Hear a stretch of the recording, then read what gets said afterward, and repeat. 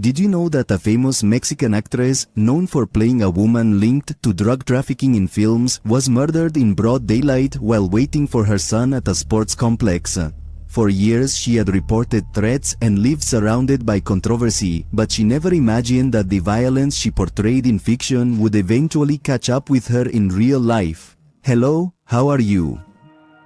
My name is Juan, and before starting this story, if you like this type of real cases, subscribe to the channel so you don't miss the upcoming videos, and tell me in the comments where you are watching us from. We love to know how far these stories reach. Now, stay until the end, because this case has details that are truly unsettling. María Guadalupe Torres Mendoza, who years later became known as Tania Mendoza, was born on April 5, 1979 in the city of Guadalajara, the capital of Jalisco, Mexico. There she was raised in a modest family that supported her dream of becoming an artist. From a very young age, Tania showed a strong interest in traditional Mexican music. Among her main influences was the renowned singer Vicente Fernández, whose work especially shaped her musical taste. According to her account, when she was 7 years old, she attended one of his concerts with her mother. After the show, her mom took her backstage where she had the opportunity to meet the artist. In that brief encounter, Tania expressed her desire to dedicate herself to Mexican music someday and assured him that in the future she would share the stage with him. Her dreams began to materialize when she entered the Artistic Education Center of the largest media company in Mexico. However, it was in the 90s when she began her artistic career as a singer of regional Mexican music. Throughout her career, Tania recorded 5 albums. 3 of them were released in 1998 and 2 others hit the music market in 2010. Tania experienced her most prolific period as a singer between 2008 and 2011 with numerous performances in palenques and popular theaters, both in Mexico and abroad. Additionally, she was able to perform alongside great exponents of traditional Mexican music such as Vicente Fernández, Joan Sebastian, and Pablo Montero.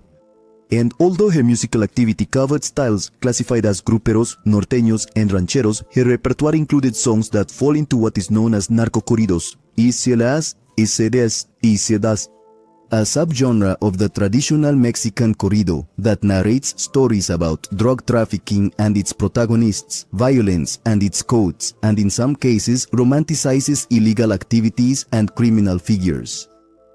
In her role as an actress, she participated in more than 200 films, many of which were low budget and had stories related to the world of drug trafficking. Her debut occurred in 1998 with the film Rapto Sangriento, followed by a series of more films. Her most notable work for the big screen was the leading role in the film La Mera Mera Reina del Sur, released in 2005, which some sources describe as a loose adaptation of the novel by Arturo Pérez Reverte. However, others claim it was inspired by the novel of the same name by Adelfo Hernández and was adapted for the cinema by Luis Estrada. In any case, Musorata Takonto Sande Intente, the movie told the story of a woman in charge of a drug cartel, and it was due to that performance that Tania began to be known by the public as the Queen of the South. She also had small appearances in variety shows and soap operas. About her personal life, it is known that she married Rafael Sanchez, and that, as a result of that union, little Valentino was born in 2010. The family had settled in Cuernavaca, Morelos, where much of Tania's career took place and where they also had some businesses. In September of that same year, the artist went through one of the most dramatic moments of her life when she was kidnapped along with her husband and her young son, who at that time was about 6 months old. The actress reported to the state prosecutor's office that 3 hooded individuals dressed in black entered with weapons into the car wash business she had with her partner in Cuernavaca. After being assaulted, they were taken to a house in an unknown location where they were held captive. In that place, they were threatened and asked for a sum of money, warning them that if they did not comply with their demands, they would be killed. However, hours later, they were left in a golf cart in an undisclosed location. Although they were unharmed, when they returned home, they discovered that the assailants had taken several of their belongings and a vehicle. Conteos, I guess, in the following days, Tanya reported to the prosecutor's office that she received threats again, demanding that she leave her residence. After that traumatic incident, in 2012, Tanya retired from acting. Since then, she focused on her family, without neglecting her roles as a singer and also as a model, as she had partnerships with different brands that she promoted on her social media. But digital platforms were not only to showcase her work, but also to show aspects of her daily life. On her profiles, Tanya presented herself as a devoted mother to her son, sharing with her followers images of their vacations and outings to eat or have fun. She used to take advantage of any occasion to photograph her son in her luxurious residence, accompanying each image with affectionate messages. In 2015, Tanya was back in the center of controversy when she reported receiving threats against her life.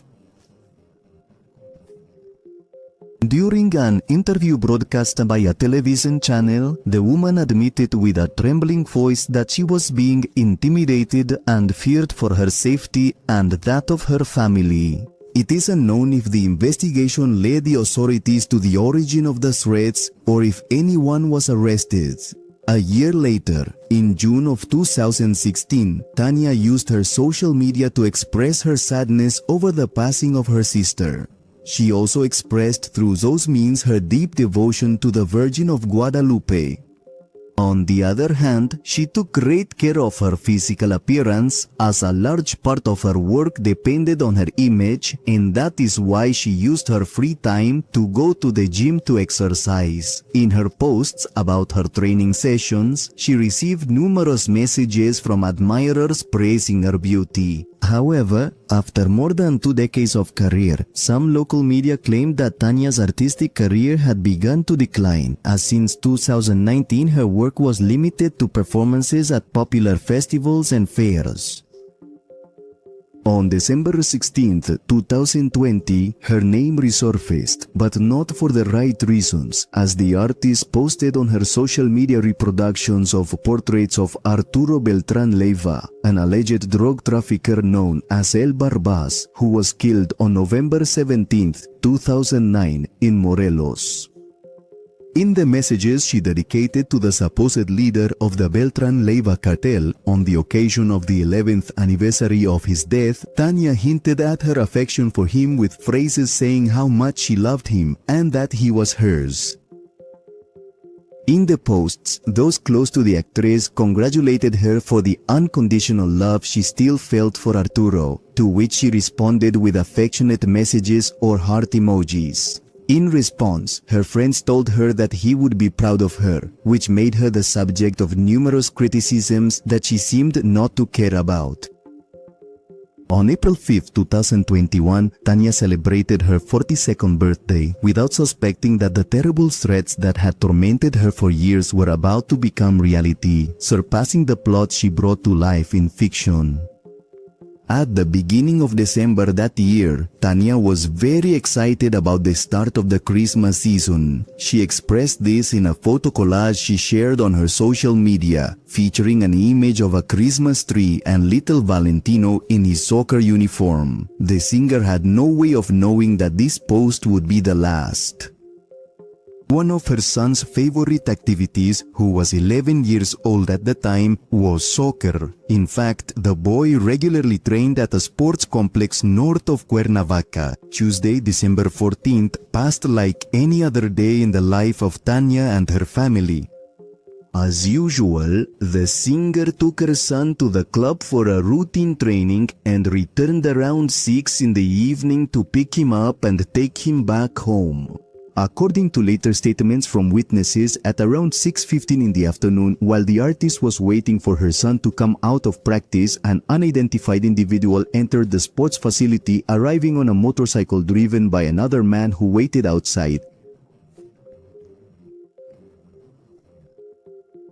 The individual approached Tanya's van and, without saying a word, pulled out a firearm and fired it several times at her, disregarding the presence of children and teenagers and other parents who were also waiting for their children, who ran in all directions seeking shelter to avoid being hit by the bullets. Amid the commotion, the criminals hurriedly fled the scene, leaving Tanya mortally wounded. Some sources claim that little Valentino may have witnessed the attack on his mother, emerging unscathed. However, these accounts have not been corroborated by the authorities, but if true, they would add another layer of drama to the already tragic event.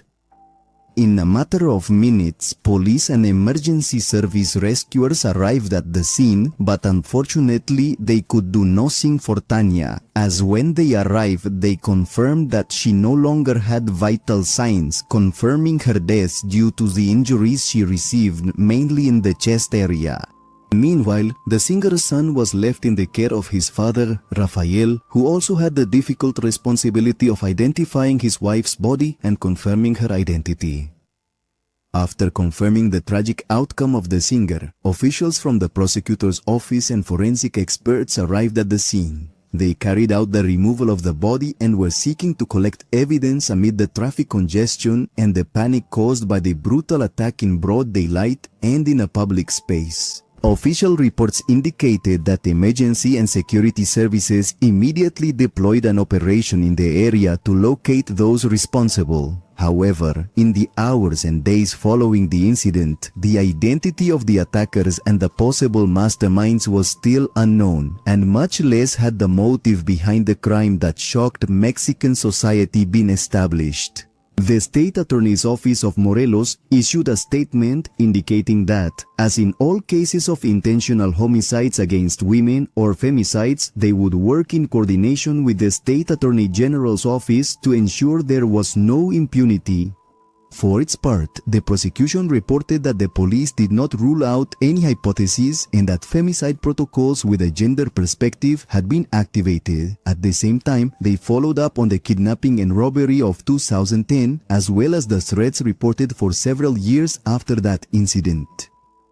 However, it became clear that the artist's former connection with Arturo Beltrán Leiva was another lead that investigators needed to consider. Even so, time passed without a concrete lead to help clarify the crime that, as expected, shocked the entire country and reignited the debate about the growing phenomenon of femicides and acts of violence against entertainment figures. While the press covered every murky detail of the case, social media exploded with messages of condolences and also with comments highlighting the alleged ties of the deceased artist with organized crime. The conjectures and assumptions about her murder went viral, especially those pointing to a possible settling of scores, mainly because, according to the local press in Morelos and particularly in Cuernavaca, cells of different criminal groups linked to drug trafficking are said to operate. But beyond the dark circumstances surrounding the case, the murder of the so-called Queen of the South highlighted the wave of violence that Mexico has faced over the past decades and that since 2006 had left the alarming figure of at least 300,000 people murdered, according to official counts that attribute the majority of these crimes to drug trafficking. As of the date of the investigation for this video, in December of 2025, when 4 years had passed since the fatal event, the case remained unsolved. Likewise, the murder of the singer, actress, and model highlighted the intersection between the entertainment world, the so-called narco culture, and real violence, especially due to her roles in films that address the topic and her performance of narco corridos, as well as her suggested ties with well-known criminal figures. In any case, the tragic end of Tania Mendoza exemplifies the persistent insecurity in Mexico, particularly against women, and the difficulty in solving homicides linked to organized crime, which suggests that it may never be known who and why they murdered the so-called Queen of the South. And well, dear viewer, this is where today's case ends. Thank you for staying until the end and for joining me in this story. If you found the video interesting, Don't forget to leave a like and comment on what you think about this case. I'll read your comments and see you in the next video.